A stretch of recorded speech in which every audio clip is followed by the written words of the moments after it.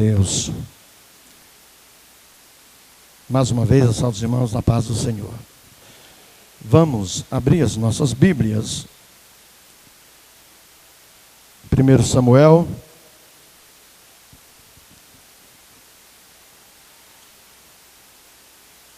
Primeiro Samuel.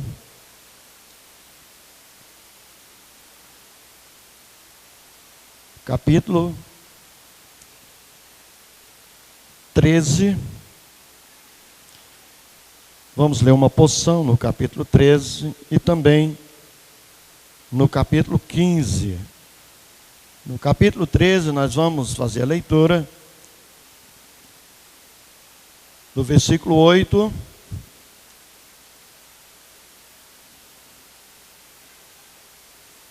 ao 13.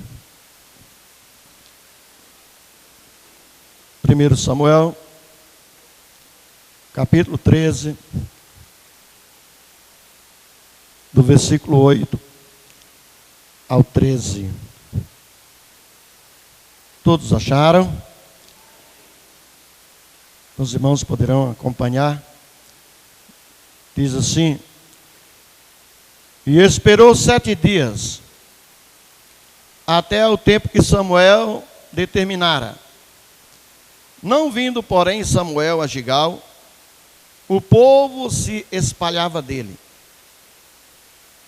Então disse Saul: Trazei-me aqui um holocausto e ofertas pacíficas.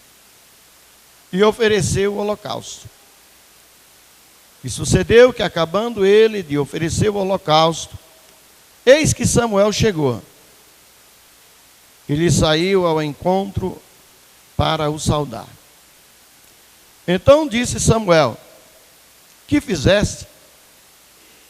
Disse Saul: Porquanto via que o povo se espalhava de mim, e tu não vinha nos dias aprazados, e os filisteus já se tinham ajuntado em Miquimás. Eu disse: Agora descerão os filisteus sobre mim, a Gilgal, e ainda à face do Senhor não orei, e forcei-me e ofereci o holocausto. Então disse Samuel a Saul: Agiste neciamente, e não guardaste o mandamento que o Senhor teu Deus te ordenou, porque agora o Senhor teria confirmado o teu reino sobre Israel para sempre. Capítulo 15.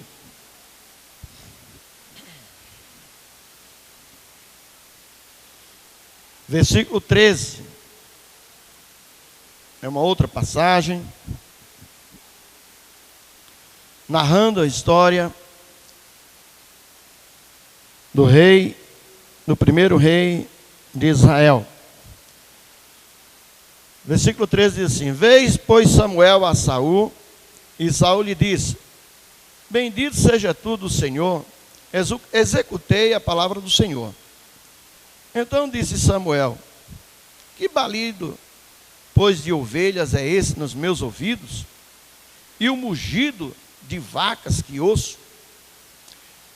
E disse Saul: De Amaleque as trouxeram, porque o povo perdoou ao melhor das ovelhas e das vacas, para oferecer ao Senhor teu Deus.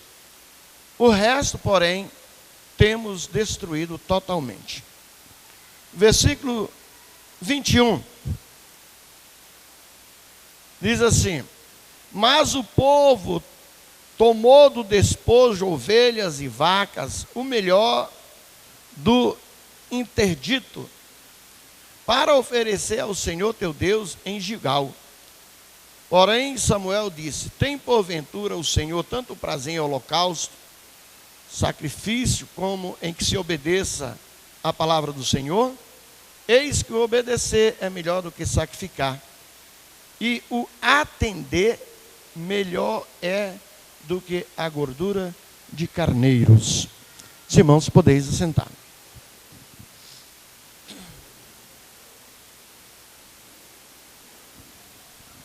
Glória a Deus. Irmãos, essas duas porções da Escritura que nós acabamos de fazer a leitura, narra dois episódios da história, na vida do primeiro rei de Israel, história de Saul. E o primeiro texto que nós lemos fala de um episódio onde os filisteus estavam bem próximos de atacar o povo de Israel. E naquele tempo haveria de Samuel comparecer no local para oferecer sacrifício, oferecer um holocausto ao Senhor, lá em Gilgal. E acontece que antes que Samuel chegasse, o povo se dispersava, o povo estava impaciente, e Saul, ele se precipitou, ele fez algo que não era da alçada dele, ele foi lá e ofereceu sacrifício, e depois, quando ele estava oferecendo sacrifício, tinha terminado de oferecer o sacrifício, chegou Samuel para oferecer o sacrifício. E nós vemos que Saul, sendo todo sem jeito, ele disse: "Que fizeste?" Ele disse: "O senhor demorou aí, e o povo estava se dispersando, e antes que o povo se dispersasse, eu tinha que fazer alguma coisa, né? E os filisteus estavam aí também, já prestes a nos atacar, e eu tomei essa iniciativa. Eu orei e ofereci o sacrifício." Samuel reprovou e disse: "Olha, hoje Deus poderia ter confirmado o teu reinado, mas você agiu neciamente, ou seja, você agiu loucamente. O que você fez não foi correto." Bom, no capítulo 15 nós vimos outra passagem. Agora Deus deu uma segunda chance a Saul. Se você ler no capítulo 15, a partir do primeiro versículo, você vai ver Deus ordenando para que Saul destruísse todos os amalequitas. Tinha uma causa, tinha um motivo. E Saul, ele obedeceu. Obedeceu assim pela metade, né? Ele foi, guerreou, venceu a guerra, só que ele obedeceu pela metade, né? Ele trouxe o melhor do rebanho, das vacas, das ovelhas, trouxe para Israel, e também poupou a vida do rei Amaleque. Esse Amaleque era neto de Saul. Tem toda uma história. Para você compreender isso, você tem que seguir alguns passos. Eu estou dando aqui apenas uma pincelada do episódio, da história que aconteceu, tá? O fato é que, nesse episódio, nós vemos que Saul, ele desobedeceu. A ordem de Deus era para aniquilar a descendência dos amalequitas. Por quê? Porque quando o povo vieram do Egito, que foi para passar, pediram para que deixasse ele passar ali no meio do povo. Ele disse: "Eu não vou beber da sua água, eu não vou mexer em nada, é só para passar." E eles não deixaram. E por causa disso, Israel teve que dar uma volta tremenda e demorou 40 anos para chegar na terra prometida. Então, por causa disso, nós vemos que Deus falou, por intermédio de Moisés, que a descendência dos amalequitas iria ser desarraigada da terra. Então chegou o tempo de Deus cumprir com a sua palavra.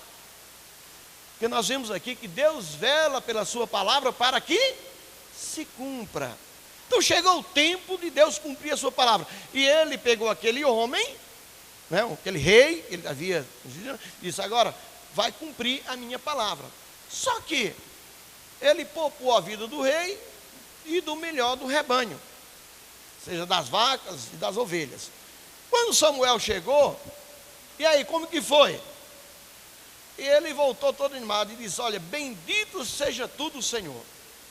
Um elogio para Samuel. Depois, olha, foi só vitória. Samuel começou a ouvir. E esse barulho de ovelha aqui no meu ouvido? Mugido de boi, de vaca? Ele disse: o povo. Irmãos, preste atenção. Ele disse: o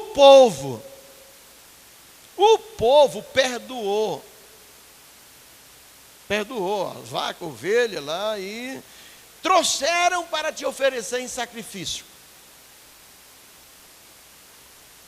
E ele trouxe Agag, que era o rei naquela época, o rei, como um troféu de guerra para dizer: olha, eu fui lá. E naquela época, quando a pessoa guerreava, trazia todo o despojo de guerra e trazia os prisioneiros. E aquilo era como fosse um troféu, para dizer: eu sou poderoso, fui lá e está aqui, ó. Está aqui o troféu, está aqui os despojos. E então foi isso que Saul fez. Irmão, se a gente for observar aqui, nessas duas passagens, e traçar um perfil de Saul, olha, misericórdia, não dá para ser aprovado. E isso está escrito para quê? Para aviso nosso. Todo o Velho Testamento está escrito para aprendizado, para servir de lição para nós. Não de uma forma como aconteceu no Antigo Testamento, mas de uma certa forma trazer lições para nós. Então, que lições nós poderemos trazer para a nossa vida sobre esses episódios? Que lições poderemos trazer? Para a gente compreender uma história, eu gostaria de deixar aqui alguns passos, para a gente entender. Primeira coisa que nós devemos fazer para compreender uma história: você tem que ouvir, ler. Você pode ler e você pode também ouvir. É o primeiro. Você nunca ouviu falar de Jesus? Diz: como vão crer se você nunca ouviu? Não tem como. A pessoa só vai acreditar se ele ouvir. E para ele ouvir, alguém tem que pregar. Então, esses passos que todo ser humano deveria observar e colocar em prática é muito importante. Então, primeira coisa, para você compreender uma história, entender e acreditar, você tem que ouvir. Ou ler, no caso, se é um livro, né? Mas nem todos sabiam ler naquela época, então ouvir era fundamental. Ler ou ouvir. Segundo passo, você leu ou ouviu uma história. Você vai fazer o quê? Vai acreditar em qualquer história que você ouve? Não. Não pode ser assim. Você tem que, depois que você leu ou você ouviu, você tem que ver se aquela história é verdadeira, se a fórmula como você está entendendo é realmente aquilo que aconteceu. Porque nós sabemos que muitas vezes você ouve uma história ou lê uma história e você interpreta do seu jeito e muitas vezes não foi aquilo. Você precisa de ajuda para você compreender melhor. Então, o segundo passo é você examinar aquela história. A Bíblia diz assim, o apóstolo Paulo diz: esta é uma palavra digna de toda aceitação. Então, essa palavra é uma palavra digna, ela é verdadeira. Ela é uma palavra que você não vai encontrar nela jamais falha. Porque tudo que está escrito nela foi divinamente inspirada por Deus. Para quê? Para a nossa edificação, para o nosso conhecimento. É por isso que A palavra de Deus, ela é a bússola que nos conduz à vida eterna. Então, depois de você ler, ouvir, você examinar, você ainda precisa de algo para poder você fazer a coisa certa. Eu lembro muito de uma passagem lá em Atos 8, a passagem de Filipe e o eunuco.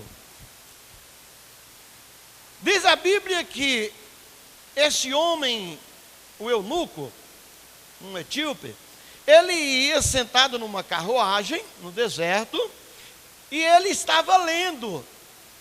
E diz a palavra que ele lia o livro do profeta Isaías.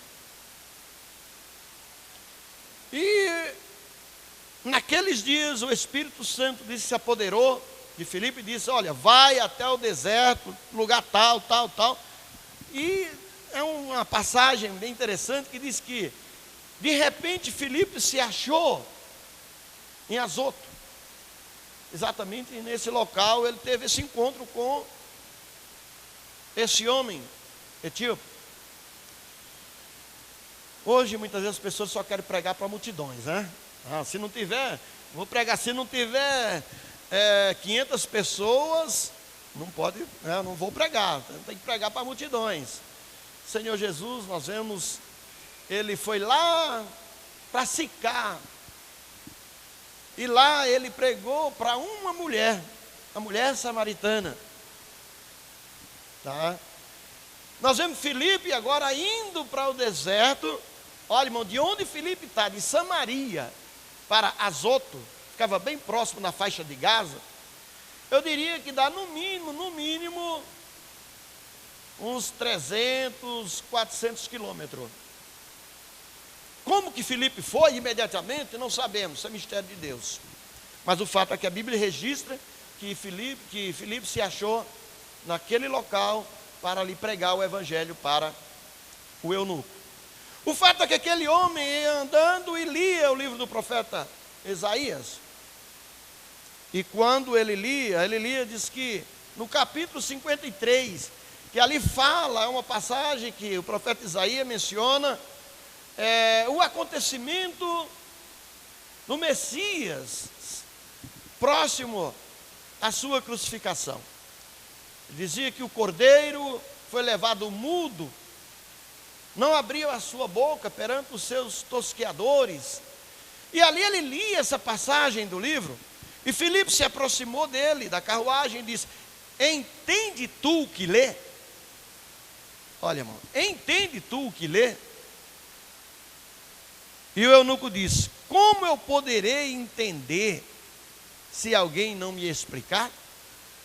Então quer dizer que o terceiro passo para você tirar as dúvidas, para você entender uma história, é muito importante que você ouça a explicação de alguém que possa te ajudar a entender. Foi isso que aconteceu naquele momento. Diz que o eunuco perguntou: de quem fala? Fala dele mesmo? Está falando de quem? E naquele momento o eunuco convidou Filipe para que subisse na carruagem. E ali ele começou a falar que o profeta Isaías estava falando de Jesus. O livro de Isaías foi escrito 720 anos antes do acontecimento. Quer dizer, fazia mais de 700 anos que o profeta Isaías tinha deixado escrito aquela passagem bíblica. E então, eles ali puderam dialogar sobre o acontecimento. E de repente chegaram no lugar onde tinha água. Com certeza Filipe já tinha falado tudo sobre o que tinha acontecido em Jerusalém. Tinha falado agora tudo sobre a vida do Senhor Jesus. Falado sobre o batismo. Tanto que quando eles avistaram água, ele diz: eis aí a água, que impede que eu seja batizado? E ele diz: ó, crê tu que Jesus Cristo é o Filho de Deus? Ele diz: creio. Então ambos desceram ali daquela carruagem e diz que Filipe o batizou. E depois aquele eunuco seguiu a sua jornada. Filipe foi para um outro lugar.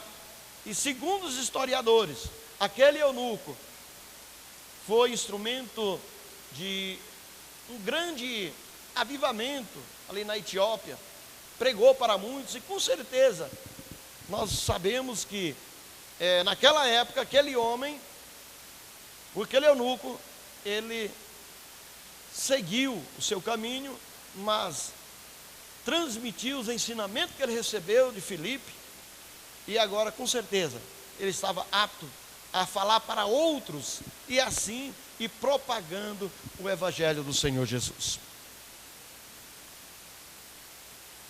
Então, vamos recapitular o que nós devemos fazer para compreender uma história. Primeiro que temos que fazer, ouvir. A Bíblia diz que a fé vem pelo ouvir, e ouvir a palavra de Deus. Segundo, antes de você ouvir a palavra de Deus, você tem que examinar. O Senhor Jesus falou: examinai as Escrituras, porque elas de mim testificam. Vos conhecerei a verdade, e a verdade vos libertará. Então quem liberta é a palavra. Nós vemos hoje muitas vezes muitos pregadores pregando libertação e fala como que ele fosse libertar. Não, quem liberta, nós sabemos que é a palavra. Liberta do engano, liberta muitas vezes de tudo aquilo que o inimigo tem enganado. Então nós sabemos que a palavra de Deus, ela é a verdade. Depois, irmãos, de você ouvir a palavra, examinar e também ouvir a explicação de alguém, tirando as dúvidas, nós vemos agora o quinto passo, que seria o mais importante, seria aplicar. Amém? O que quer dizer isso? Aplicar a palavra de Deus. Como fazer isso? Aplicar. Irmão, alguém está com febre ou com uma doença, você tem todo o medicamento, tem injeção ali que, se você, no caso, não, está aqui, o problema é esse, agora está aqui, essa injeção serve o problema. Se você aplicar, se você não aplicar a injeção, vai resolver o problema do doente? Vai ou não vai? Não vai. Por quê? Para resolver, para fazer efeito, você tem que ir lá e aplicar. É gostoso a injeção? E a nossa mãe que aplica a injeção, com certeza, olha, criança quando vê enfermeiro vestido de branco, já começa já a ficar assustado. Por quê? Porque muitas vezes não entende que aquilo é para o bem dele. Então, a injeção, na hora de que aplica ela dói. E muitas vezes, na hora de aplicar a palavra de Deus na vida do ser humano, é fácil, dói. Olha, nós sabemos que é para o nosso bem, mas muitas vezes, na hora de aplicar a palavra de Deus na nossa vida, muitas vezes a rejeição. Você rejeita. E você rejeitou o remédio, então não vai fazer efeito. Então, se a palavra de Deus não fizer efeito na minha vida, na sua vida, esquece. Não há salvação.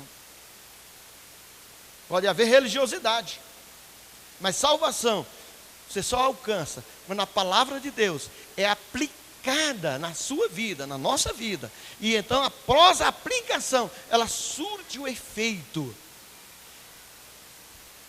E o efeito da palavra de Deus é vida. Diz que essa palavra, ela é viva e eficaz, mas precisa ser aplicada. É muito importante ouvir? Sim, é o primeiro passo. Meditar, examinar, é importante? Sim, a palavra fala para meditar, para nós meditarmos na sua palavra. É muito importante meditar, examinar, é importante. Você ouvir explicação, é muito importante. Mas se você não aplicar, não resolveu o problema. para curar, para resolver o problema, ela tem que ser aplicada. Irmãos, eu vou acrescentar, tem que ser aplicada na veia, tá? No sangue. Esse sangue que herdamos de Adão é um sangue contaminado. Eu lembro de um corinho que ele cantava muitos anos atrás, falava sobre esse assunto, que hoje percorre em nossas veias o sangue doado com muito amor, que é o sangue do Senhor Jesus Cristo. Então nós sabemos que o sangue do Senhor Jesus Cristo é quem nos purifica de todo o pecado. Então, amados, vamos voltar para o texto que nós lemos e lembrar os equívocos, os erros que Saul cometeu. No primeiro texto que nós lemos, ele não teve paciência. Ele esperou, mas não esperou o suficiente. E a Bíblia diz que nós devemos esperar com paciência. Esperei, Salmo 40. É tão conhecido que o irmão, quando tem algum problema, diz, irmão, fica no Salmo 40. Você pode ler lá, aí está bem claro, né? Esperei com paciência no Senhor, e Ele se inclinou para mim e ouviu o meu clamor. Então, a paciência, a Bíblia diz assim, é na vossa paciência que você ganha a sua alma. Se você não tiver paciência, se você não for perseverante, você pode cair no mesmo erro que caiu Saul. Então, irmãos, Saul, ele não teve a paciência necessária, fez o que não devia, não era só quem poderia oferecer sacrifício. Dentro dessa história bíblica, só quem poderia oferecer sacrifício era o sacerdote da linhagem de Arão. Saul era benjamita, ele não tinha nada de oferecer sacrifício, ele era da tribo de Benjamim, não tinha nada a ver com Levi. E ele foi lá e ofereceu o sacrifício. Ou seja, ele desobedeceu a palavra de Deus. Na hora que ele foi questionado, ele jogou a culpa do povo. O povo estava se dispersando aí, olha. Irmãos, é muito bom ter a igreja cheia. É muito bom você pregar o evangelho e ver as pessoas se chegando a Cristo. É muito bom. A gente fica alegre, feliz, contente. Mas, uma certa vez o Senhor Jesus pregou uma palavra, e quando ele terminou de pregar, ficou só os 12 discípulos. E olha que a multidão era grande, hein? Quando ele terminou de pregar, ele falou, Senhor, olha, é dura essa palavra. E olha, o pessoal foram embora. E ele disse, e vocês? Vocês não querem ir também, não?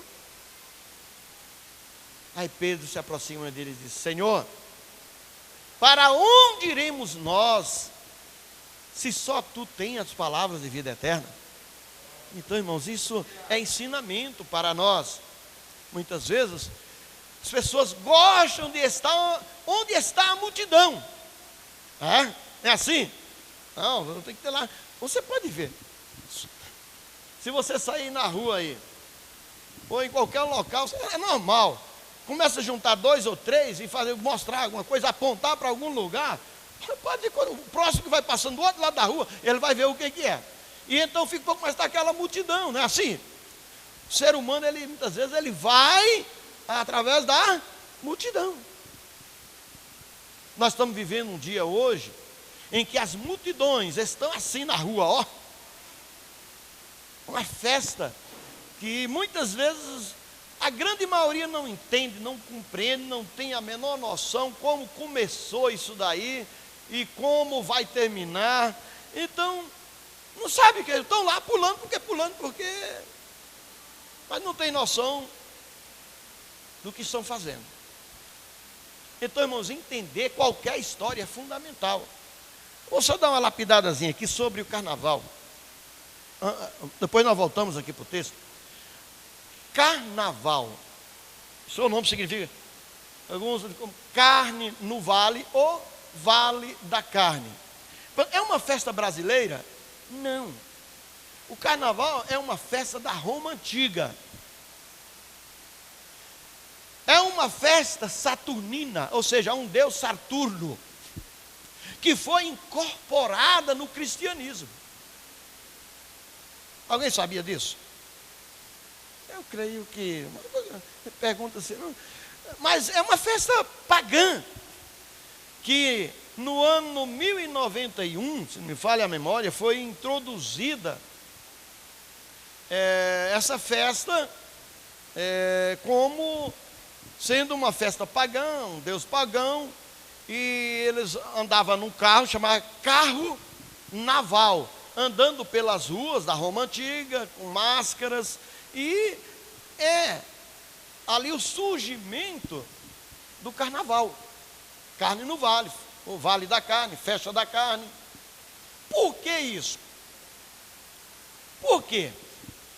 Se vamos observar, talvez você nunca tenha prestado atenção, mas depois do dia de Reis, isso segundo a tradição católica, se não falo na hora, dia 6 de janeiro, dá-se o início da quaresma. E então você contava 40 dias depois do dia de Reis, e quando chega a 40 dias depois, chamava a quaresma, né? Terminava na próxima quarta-feira.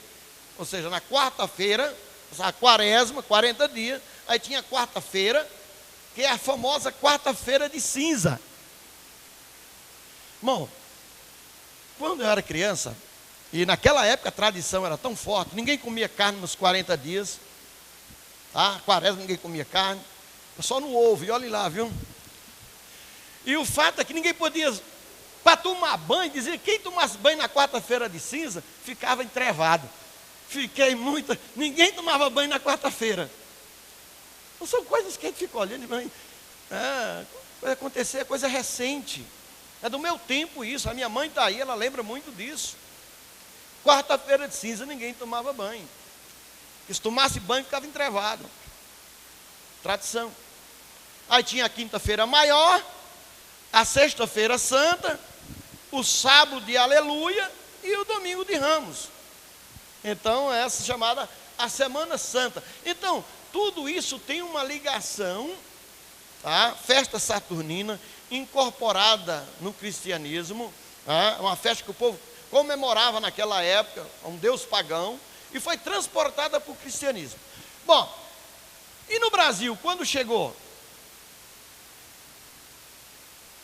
Nós sabemos que essa festa chegou no Brasil pelos franceses, né, através da influência francesa.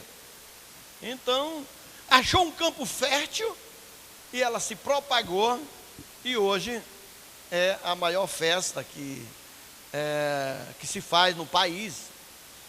Alguns dizem que o ano aqui no Brasil só começa depois do carnaval, não é assim? Mas a origem da história do carnaval é essa. É uma festa pagã que foi incorporada ao cristianismo, tendo início no dia de Reis, às 40 dias, quaresma, depois, quarta-feira de cinza, para ver, todo o carnaval termina na quarta-feira, que termina a quaresma, na quarta-feira de cinza. Então, é a Semana Santa, e é uma festa, então, teve um princípio aí religioso. E olha o que está acontecendo hoje nos nossos dias. Se for contar aqui sobre a história de carnaval, a gente sabe que é terrível, tá? É terrível. Mas, por que eu estou mencionando, no caso aí, o episódio do carnaval? Que é uma festa do povo. Tem um provérbio aí que é bem popular. Eu vou falar a metade e vocês vão falar a outra metade, tá bom? Vamos lá? A voz do povo...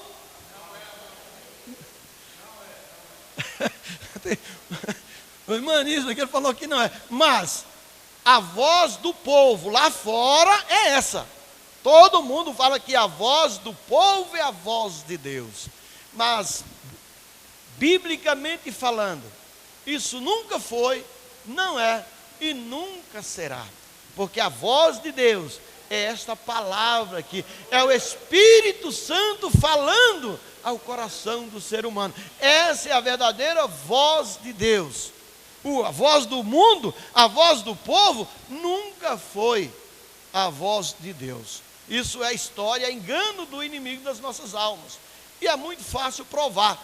É só olhar nesse episódio, também aqui no capítulo 15, de 1 Samuel, nós vimos Saul era um homem impaciente e que tinha o costume de dar ouvido à voz do povo. Nós vemos no capítulo 13 e no capítulo 15 acontece algo que agora Deus não tolera e corta o reinado de Saul. É quando ele dá ordem para que Saul vá e elimine os amalequitas. Muitas pessoas não entendem, dizem, mas o Deus do Antigo Testamento era um Deus que mandava guerrear e que mandava destruir. Não entende o significado disso para as nossas vidas. Deus queria trazer ensinamentos para o seu povo, para a história da humanidade. Então nós podemos perguntar, quem são os amalequitas de hoje? Quem são? Olha, literalmente falando, fisicamente falando, são os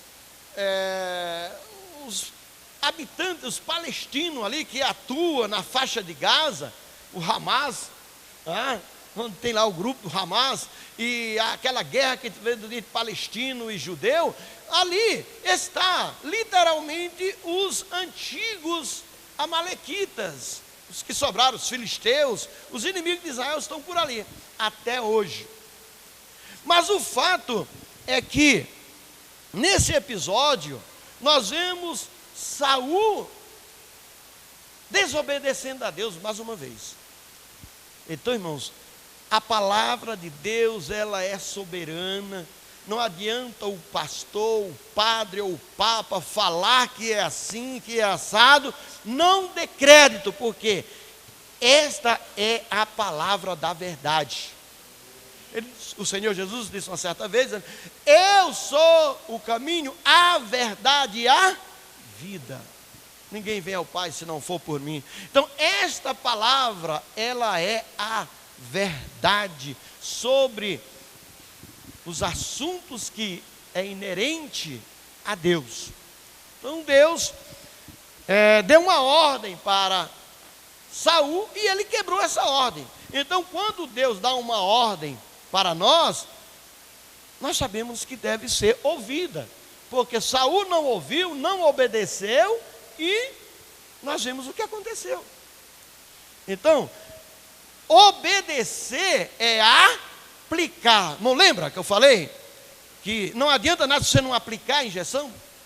Então, se a palavra de Deus não for aplicada em nós, não vai surtir efeito. Então, irmãos, Saul, ele não aplicou a palavra. Ele simplesmente foi lá, guerreou, foi vitorioso, mas desobedeceu. Trouxe ovelhas e vacas e depois apresentou uma desculpa desfarrapada. Dizendo, não, esse boi aí, essa vaca é para nós oferecer em sacrifício ao teu Deus. Irmãos, Saul não tinha convicção de que o Deus de Israel, o Deus de Abraão, de Isaac, o Deus de Samuel, não era o Deus dele. Tanto que ele disse, olha, essas vacas, esses bois aí, é para oferecer para o teu Deus. Então, ele não tinha Deus como seu Deus. Então, isso serve de exemplo para nós. Esse Deus revelado aqui nessas escrituras, ele deve ser o nosso Deus. Então não vamos dizer, o Deus do pastor, o Deus do presbiterismo, o Deus. Não, irmãos, ele é o nosso Deus. Lembra da oração do Pai Nosso? Pai nosso que estás nos céus. Então, ele é o nosso Deus, o nosso Pai. Nosso. Se for só de um ou de outro, não. Tem que ser nosso. Então, Saul, ele obedeceu pela metade, não acreditava que o Deus de Samuel pudesse ser o seu Deus, não tinha essa consideração. E nós vemos que quando Samuel viu o mugido de boi e de vaca, depois ficou sabendo que também tinha trazido o rei lá de o Amalequita, Agag. Ele, imediatamente, nós vemos que Samuel disse, olha, disse Samuel, porventura, sendo tu pequeno nos teus olhos, não fosse por cabeça das tribos de Israel, e o Senhor te ungiu rei sobre Israel, enviou-te o Senhor a esse caminho, e disse, vai e destrói totalmente a esses pecadores, os amalequitas, e peleja contra eles, até que os aniquiles. Então nós temos que procurar fazer com que o pecado seja aniquilado das nossas vidas. E o remédio é a aplicação do sangue do Senhor Jesus Cristo nas nossas vidas. A aplicação da palavra de Deus. Mas Saul, no caso, ou melhor dizendo, Esaú, ele foi negligente.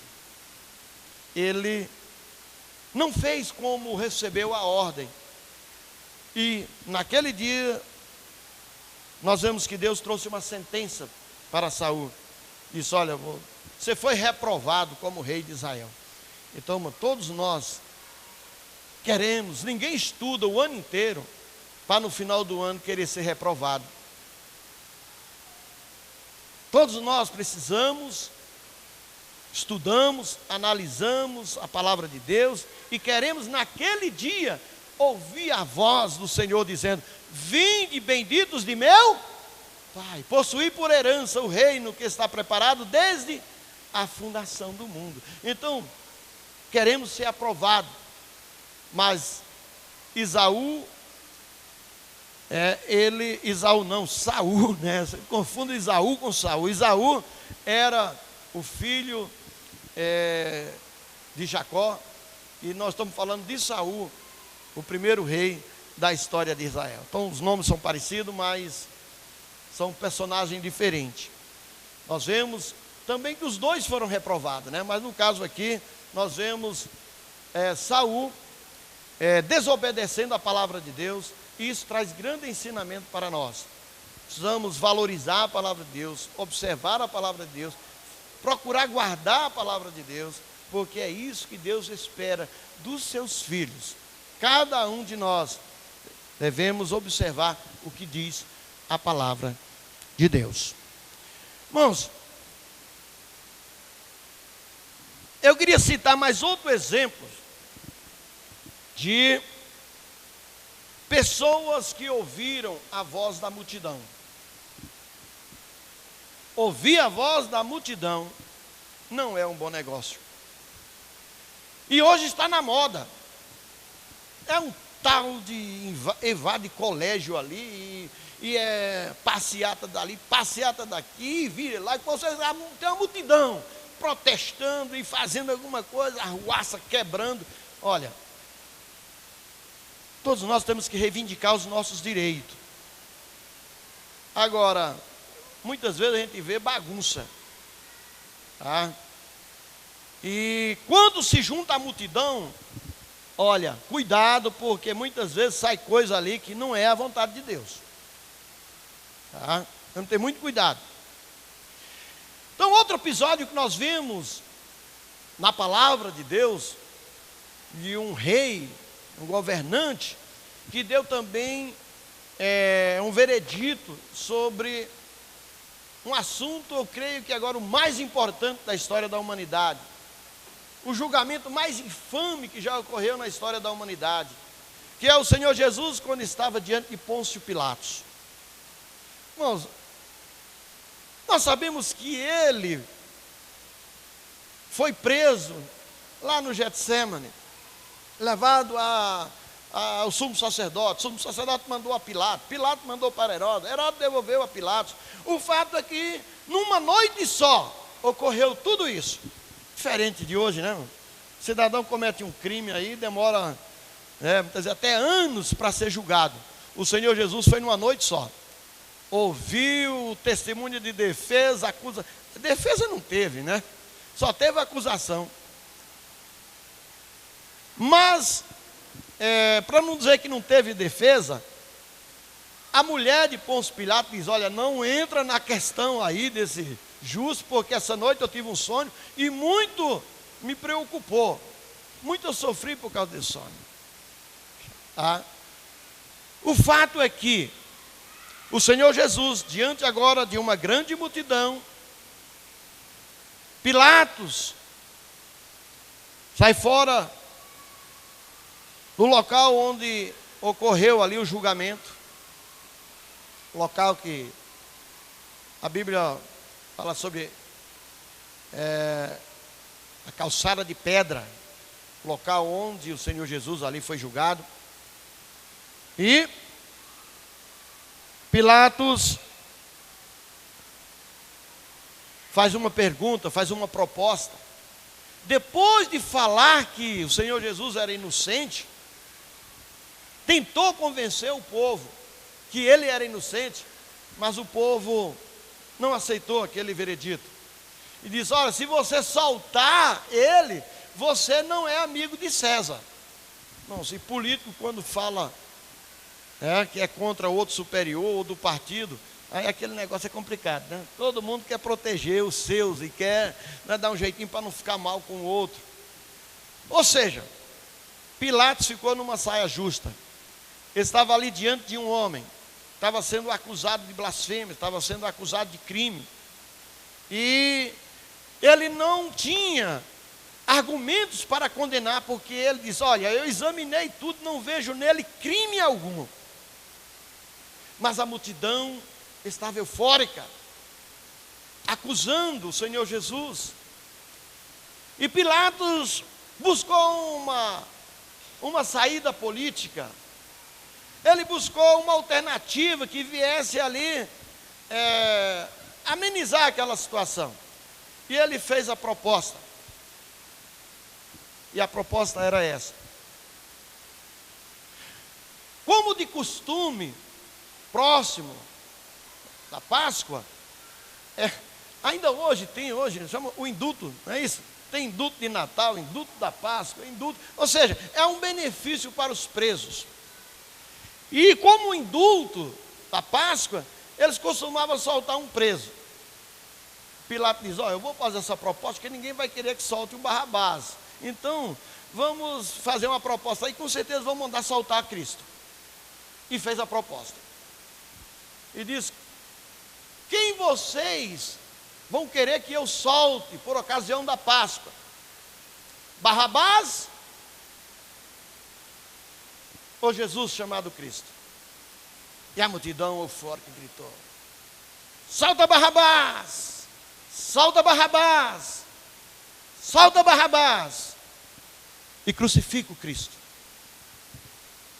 Caia sobre ele o nosso sangue, sobre nós e sobre o dos nossos filhos, mas crucifica ele. Irmãos, parar um pouquinho aqui, fazer uma reflexão sobre essa decisão dos judeus, sobre Pilatos, a escolha que eles fizeram, traz para cada um de nós, fazemos uma reflexão. Porque Pilatos, depois ouvi isso, ele disse: e o que eu farei de Jesus chamado Cristo? A multidão só gritava: crucifica, crucifica.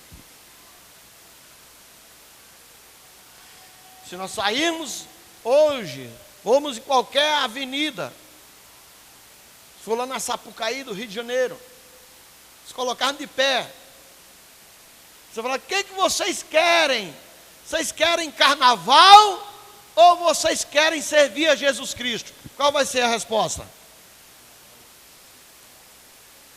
Queremos carnaval. Queremos carnaval. Deixa o Cristo. Nós não queremos o Cristo. Aí lembramos a palavra de Deus, quando diz que o Senhor Jesus, ele é a luz. E ele diz que os homens amaram mais as trevas do que a luz. Então é claro que o ser humano, ele adora mais as festas pagãs, onde estão servindo a carne, do que servir a Deus. Então a ordem hoje mudou as ofertas, mas o posicionamento da multidão continua sendo o mesmo. Se você chegar num bar e colocar, o que você quer, uma garrafa de cachaça ou quer Jesus Cristo? Quem que as pessoas vão escolher? Eu quero troca o Senhor Jesus Cristo por uma garrafa de aguardente. Irmão, e é normal as pessoas trocarem Jesus por qualquer banalidade. Então, o que serve para nós hoje? O que essa palavra traz de ensinamento para nós hoje? Bom, nós não podemos trocar o Senhor Jesus por nada, porque tudo aqui passa. Ele diz, mas aquele que fizer a vontade de Deus, esse permanece para sempre. Então, irmãos, nós somos fruto das nossas escolhas. Devemos observar bem o que escolhemos para a nossa vida. Porque se você escolher Jesus, você será um escolhido de Deus. Ele diz, olha, naquele dia, aquele que me confessar perante os homens, eu confessarei perante o meu Pai que está no céu. Mas aquele que me negar, eu também o negarei diante de meu Pai e dos seus santos anjos. Então tem pessoas, eu costumo sempre dizer, tem pessoas que conhecem o Jesus da história, mas não conhecem a história de Jesus.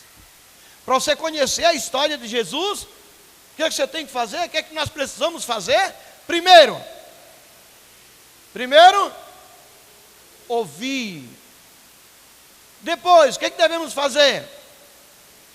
Examinar. E depois, fazer mais o quê? Aprender com alguém que possa te ajudar a tirar as dúvidas. Então, irmãos, é passo a passo. E depois, se você tirar todas as dúvidas, souber que aquela palavra é realmente daquele jeito, aí você tem que aplicar. Tem que tomar o remédio. Tem que implantar a palavra de Deus. Tem que... Hoje uma expressão que o pastor Luiz pregou hoje lá no congresso, ele disse, nós temos que ter o evangelho na pele, na veia, no sangue. A palavra de Deus tem que ser incorporada em nós. O Senhor Jesus, ele se fez carne, ele era Deus e se fez carne. O homem, ele é homem e tem que nascer, tem que incorporar Deus nele, a palavra de Deus nele. Então é um processo inverso. Quando a palavra de Deus entra, é aplicado e você acredita, ela gera vida.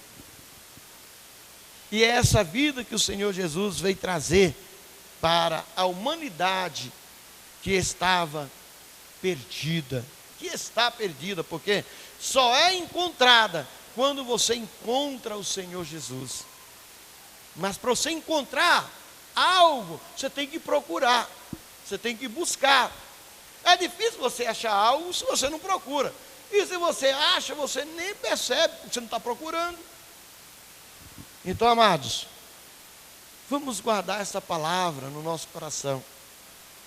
Nós vemos que os dias são maus. Essa festa pagã hoje está dominando o nosso país.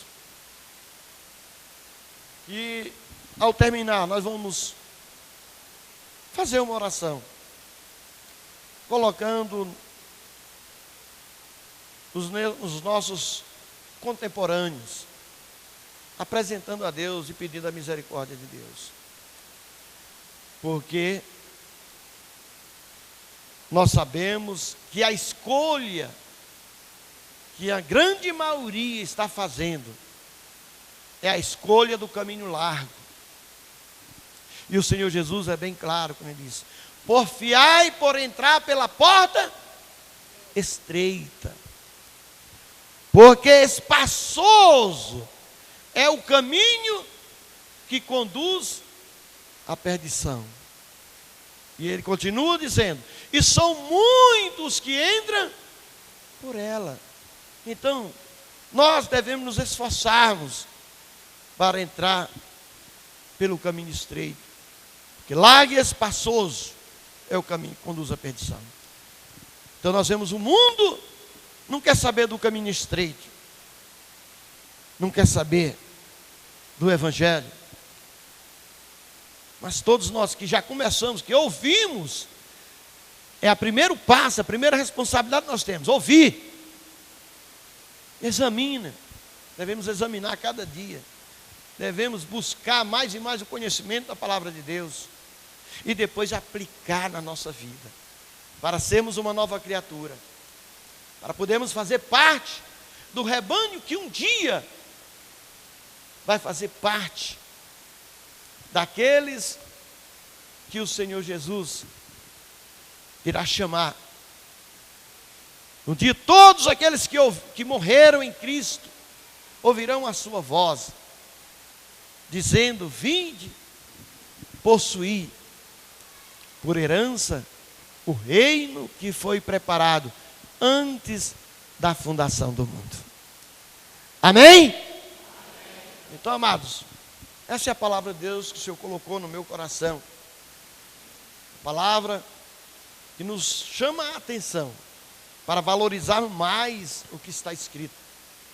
Olhar para o exemplo dos que erraram e aprender com o erro. Aprender. Irmãos, eu gosto muito de umas frases.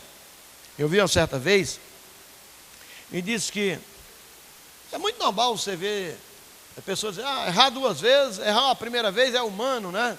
E a segunda vez é burrice. Enfim, mas nós sabemos que o erro, as pessoas erram, primeiro, porque não conhece. A Bíblia diz assim: errais por não conhecer as Escrituras. Então, primeiro para a pessoa não errar o caminho, é você quando você procura saber, conhecer ele. Então, errar, nós sabemos que as pessoas erram porque não conhecem o caminho. Muitas vezes são enganados, iludidos.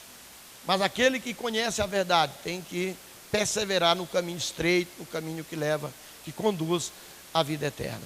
Então, tem pessoas, uma frase que eu ouvi essa vez é essa. Diz que uma pessoa que não é inteligente, ela aprende com os erros dos outros. A pessoa que ela é inteligente, ela aprende com os seus próprios erros, tá? Você pode aprender. Se você viu uma pessoa errar, o que não deu errado, que deu tudo errado, e você não aprende, você não é inteligente. Não concorda? Você está vendo uma pessoa que deu tudo errado e você insiste, então você não é inteligente. Agora, se você, mesmo assim, não aprendeu, você tem uma segunda chance. Se você, agora, você pode aprender com seus próprios erros. Então, quando você aprende com seus próprios erros, você é inteligente. Tá? Você é inteligente, você aprendeu com seus próprios erros. Agora, tem o sábio. O sábio é aquele que aprende com o erro dos outros. Irmãos, entenderam? Como a pessoa pode tornar-se sábio? Quando ele aprende a palavra de Deus, olha para a vida de Saul, viu o que deu errado na vida dele, você evita de praticar o que Saul praticou, então você é um sábio, porque aprendeu com o erro dos outros. Esse é o ensinamento de Deus contido na palavra de Deus. Tá? Coisa que totalmente... Por que está escrito? Está escrito para você aprender com o que deu errado, e aprenda também com o que está certo, com o que deu certo. Amém?